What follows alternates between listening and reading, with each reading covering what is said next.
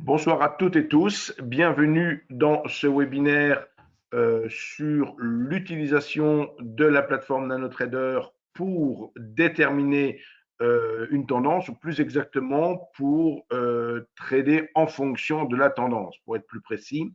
Donc nous allons voir tout cela en détail.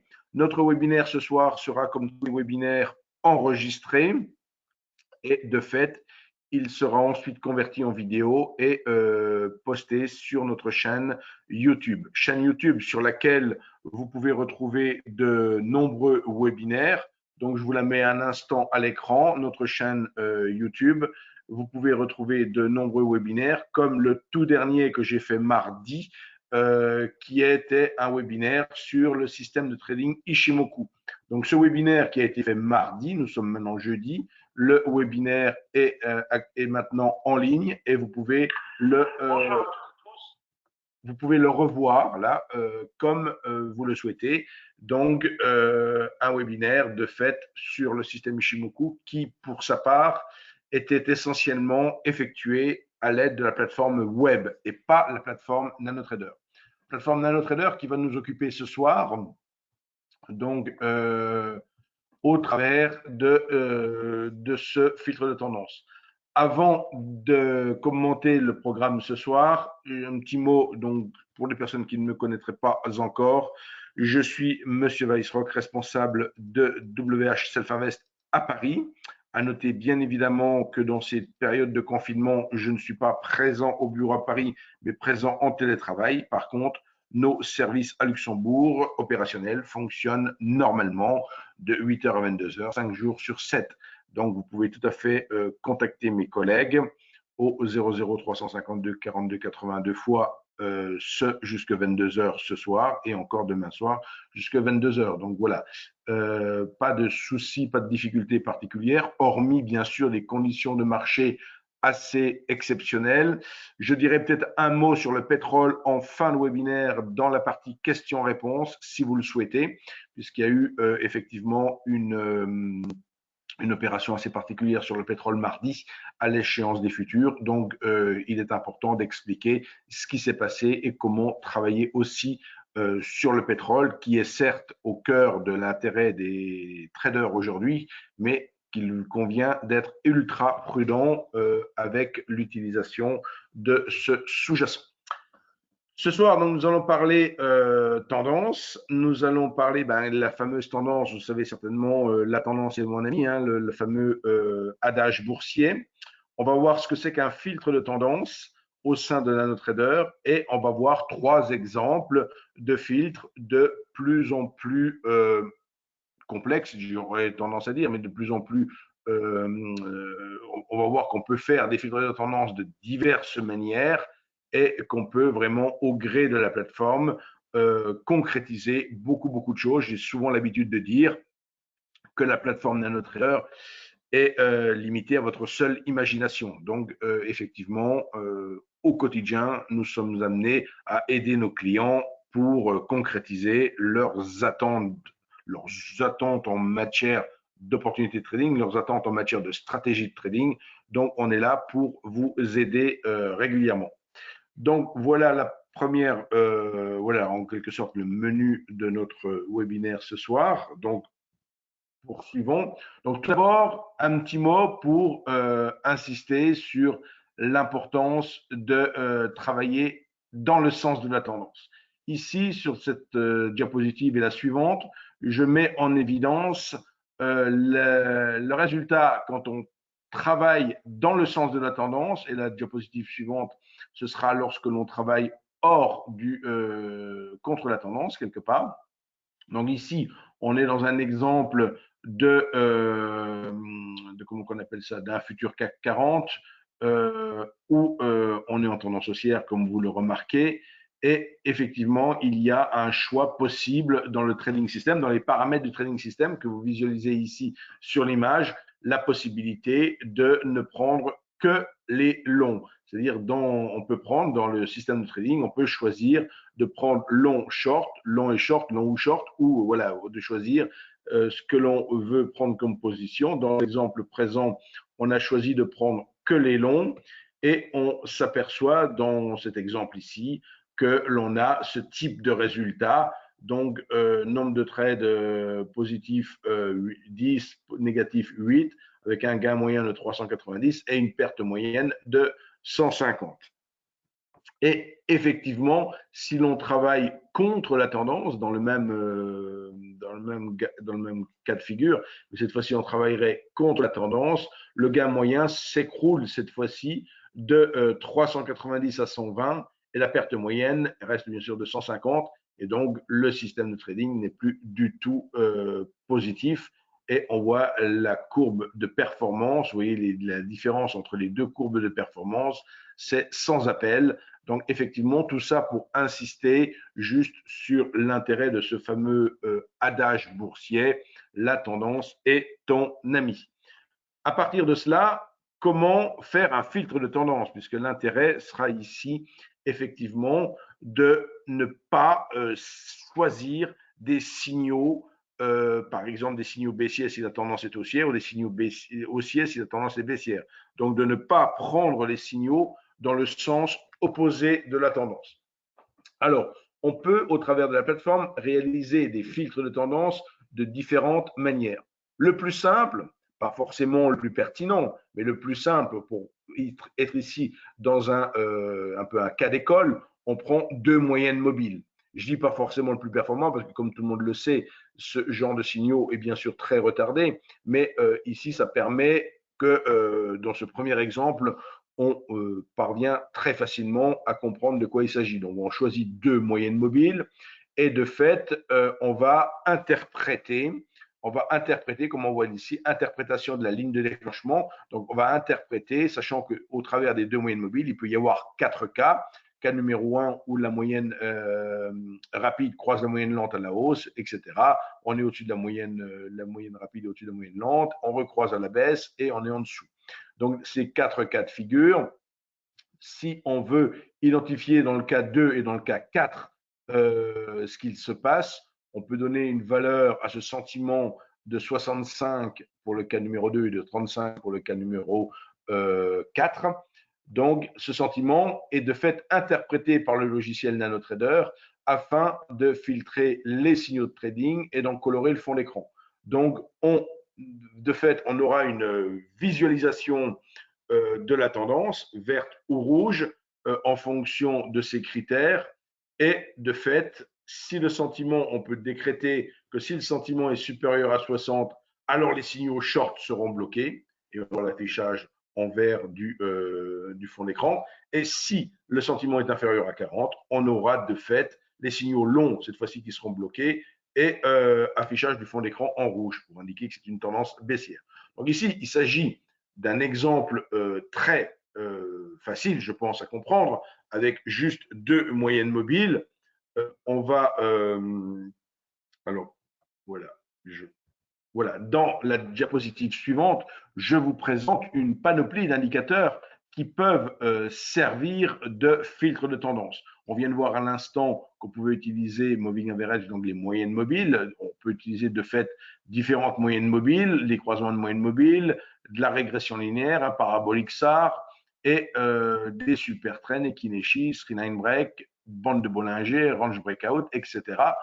MACD, ADX, vous voyez tout ce que l'on peut utiliser dans le cadre d'un filtre de tendance. Bien évidemment, tout ce que vous allez utiliser dans le cadre d'un filtre de tendance, il vous appartiendra de bien prendre connaissance de ce que c'est que ce qui vous sert à filtrer la tendance. Donc, si par exemple, on veut, dans le cas présent, utiliser par exemple une MACD, une MACD pour filtrer la tendance. Donc, on voit ici sur cette diapositive, sur la partie supérieure, un graphique qui met en évidence un des signaux bien connus de la part d'Éric Lefort, signal qui est totalement gratuit dans la plateforme, qui s'appelle la cassure haussière. Donc, et on voit qu'on peut utiliser en complément, dans cet exemple, l'AMACD. Donc, l'AMACD comme étant un filtre de tendance. Donc, on voit ici que parce que l'AMACD est positive ce signal, le deuxième signal est pris, le troisième signal est pris comme le quatrième, mais le premier signal de la diapositive ici, il n'a pas été identifié comme étant pertinent, puisque l'AMACD, dans cette première partie du graphique, était baissière. Donc, on n'allait pas prendre un signal de cassure haussière, hein, puisque la particularité de ce signal de cassure haussière, c'est qu'il ne sert qu'à prendre des longs, hein, de fait. Bon, dans un deuxième temps, Éric Lefort a développé un autre signal à l'opposé de cassure baissière.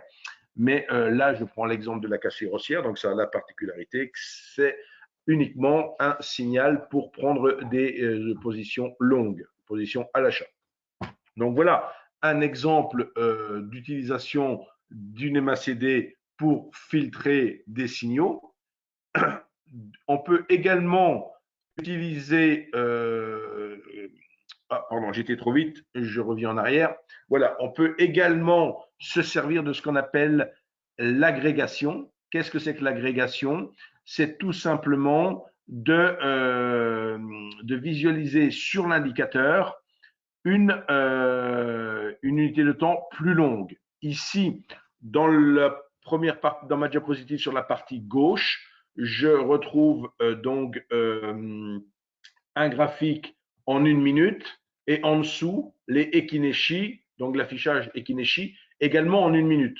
Donc, grosso modo, on voit bien qu'il y a une tout à fait similitude entre les deux, mais ce n'est pas spécialement visuel pour identifier les mouvements de tendance.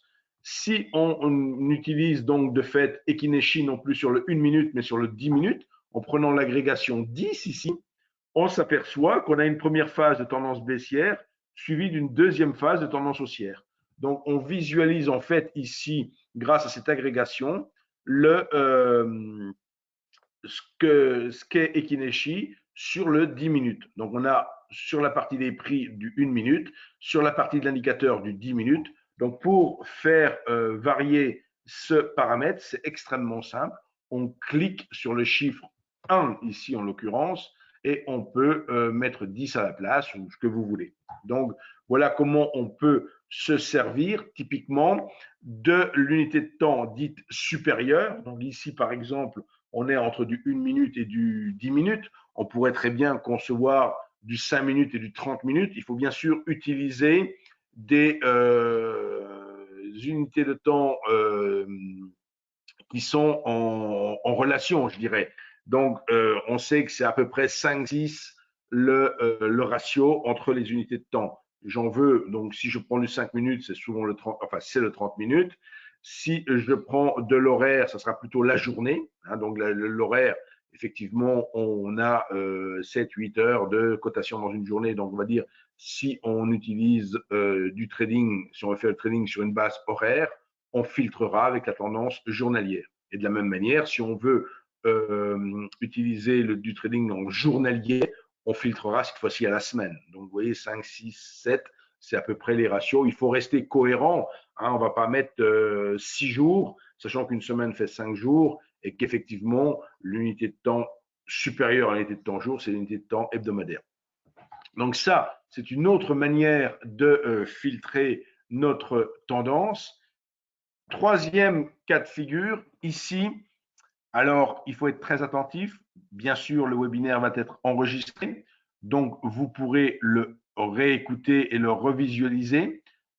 Ici, en fait, on a un cas un tout petit peu plus complexe, mais très utilisé dans beaucoup de nos stratégies désormais, hein, puisque la plupart de nos stratégies maintenant intègrent ce concept de filtrer les signaux en fonction de la tendance de l'unité supérieure. Donc, c'est quasi systématique désormais, parce que bien sûr, ça a prouvé toute sa pertinence et toute son efficience là-dessus. Donc, comment fait-on? Il faut faire deux modèles d'études. Il faut travailler avec deux études. Donc, une étude, c'est en fait un graphique, c'est une fenêtre plus exactement dans la plateforme. Je peux vous mettre un instant la plateforme à l'écran pour bien montrer de quoi il s'agit. Donc là, j'ai la plateforme à l'écran et en fait, une étude, c'est cette fenêtre, vous voyez, que je déplace ici, que je vais un petit peu agrandir, mais volontairement, je ne la mets pas plein écran. Voyez. Donc, cette étude, elle a en fait 4 composantes. Elle a une barre de personnalisation sur la gauche ici, avec différentes rubriques que l'on voit ici, trading, bracket, boutons tactiques et autres. Et il y a une partie dite graphique et il y a une partie barre de compte où on peut choisir le compte sur lequel on veut travailler, compte paper ou compte réel. Et il y a également une partie carnet d'ordre qui, dans le cas présent, n'affiche pas les volumes du carnet d'ordre puisque je suis ici sur un CFD pétrole. Donc, étant sur un CFD et pas un futur, je n'ai pas les volumes. Bien sûr, si j'étais sur futur, j'aurais les volumes. Donc, cette étude, elle regroupe tous ces éléments et c'est au sein de cette fenêtre qu'on va travailler. Et c'est en faisant 2 fenêtres de ce type-là et en enregistrant une comme étant un indicateur ou comme étant en l'enregistrant sur le mode study, donc que l'on va ensuite appeler la dite étude, c'est-à-dire j'ai mes 2 études et dans l'étude principale, je rappelle la deuxième étude pour justement me servir de filtre de tendance. Donc ça se déroule comme ceci, c'est-à-dire que ici, donc sur la droite, je vais avoir une première étude que j'utilise dans ce cas-là le signal range breakout, donc, et je vais de fait appeler, alors que je ne dise pas de bêtises, non, excusez-moi, c'est juste l'inverse, pardon. Donc c'est l'étude de gauche, vous voyez ici surligné, c'est l'étude de gauche qui a le filtre super trend. Donc dans cette étude de gauche, j'ai ajouté un critère de filtre. Libre à vous d'utiliser le filtre que vous souhaitez utiliser. Tout à l'heure, on a parlé de la MACD. Là, je prends l'exemple de super trend, mais vous pouvez bien sûr utiliser le filtre que vous voulez. Donc, une fois que vous avez créé donc cette étude, que vous avez enregistrée, vous allez appeler cette étude dans la deuxième étude au travers de la fonction study. Donc, vous voyez ici, study apparaît là, et donc on ajoute cette étude qui vient interagir dans l'autre fenêtre et donc qui vient filtrer les prix de ma fenêtre de trading. Donc, il y a une étude qui sert que de filtre et l'autre étude, elle va me servir à trader. Hein, donc, dans mon étude ici qui me sert de filtre, je vois que je suis sur du 15 minutes et dans l'étude qui me sert à trader, je suis sur du 5 minutes dans cet exemple. Donc, le filtre super trend agit et opérant sur le 15 minutes et il donne la direction des trades dans le 5 minutes. Donc, c'est la possibilité de faire interagir une étude dans une autre étude. Bon, ça peut paraître, comme je vous l'ai dit, hein, dans ce que je présentais, solution 1, solution 2, solution 3, au plus on avançait, au plus on allait sur quelque chose d'élaboré, dirons-nous. Bien évidemment, si vous avez besoin de plus encore d'aide de ce point de vue-là, vous pouvez revenir vers nous, réécouter ce webinaire qui sera de fait enregistré et disponible, je dirais de manière certaine, lundi. Il ne sera peut-être pas forcément demain, bien qu'on fera tout notre possible pour le mettre en ligne demain. Donc voilà, quelques mots de Self-Invest avant de terminer cet enregistrement et de passer à vos questions. Donc, Self-Invest a été fondé en 1998, donc oui, il y a plus de 20 ans maintenant, a des bureaux donc dans de nombreux pays, Luxembourg, Paris, Gand, Francfort, Zurich et Amsterdam, avec un siège social à Luxembourg. Donc, nous avons 3 principales activités, une licence de courtier, de commissionnaire et de gestionnaire. Et nous ne sommes pas, chose très importante, nous ne sommes pas market maker. Donc, nos intérêts sont alignés avec les vôtres. Notre intérêt, c'est que nos clients durent le plus longtemps possible. Si vous mettez 500 € chez nous et que vous les perdez en un coup, on a une fois des commissions. Et si vous ne les perdez pas en un coup, mais que vous durez et que vous faites de nombreuses opérations, vous serez gagnant et nous serons gagnants sur le commissionnement. Donc, nous n'avons pas un modèle de market maker. C'est très important d'être attentif à cela. Je ne dis pas qu'il ne faut pas travailler, on peut très bien choisir de travailler avec un market maker, mais il est important de savoir si son courtier est ou n'est pas market maker. Nous proposons 3 formules de compte. Donc, le compte CFD Forex, le compte futur ou le compte action. Les 2 premiers sont plutôt réservés à la spéculation, produits de gré à gré avec le CFD Forex, produits de marché avec les futurs, et enfin plutôt le côté investissement avec le portefeuille action traditionnel. On peut travailler avec NanoTrader comme on vient de le voir ce soir. On peut travailler avec TradingView comme on l'a vu mardi dernier avec le webinaire sur Ishimoku. Et on peut également travailler avec la plateforme MetaTrader 4 ainsi qu'avec toute plateforme se connectant au flux CQG. Vous avez ainsi Sierra Multicharts, Atas, Bookmap et j'en passe. Du moment que votre plateforme se connecte au flux CQG, vous pourrez travailler chez Self-Invest en vous connectant au flux CQG et en prenant une option de trading sur les futurs. Voilà pour la partie donc de ce webinaire ce soir. Je vais interrompre maintenant l'enregistrement et je vais poursuivre avec les gens présents dans le webinaire pour une partie de questions-réponses.